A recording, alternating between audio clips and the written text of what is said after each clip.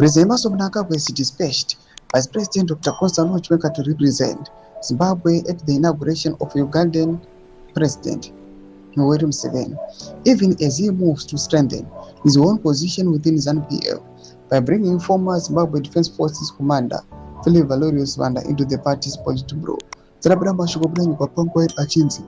Mnangagwa uses Museveni swearing in to Sideline Chiwenga from Harare Power Dynamics. It was subscribe or like on the bell icon. Chiwenga arrived in Uganda on Monday ahead of Museveni's swearing-in ceremony scheduled for Tuesday. He was accompanied by his wife, Colonel Mnangagwa Chiwenga.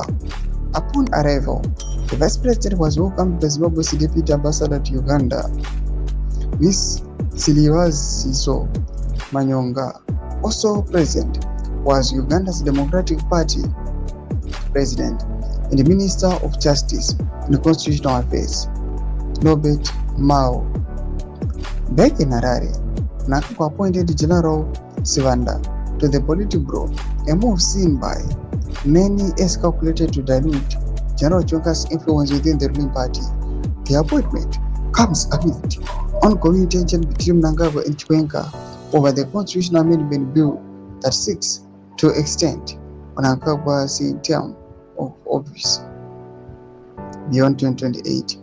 Political observers said the dual moves signal a balancing act by the president.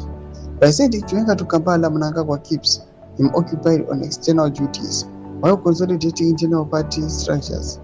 Bringing in Valerius Banda is a clear message about where loyalty and power are being concentrated.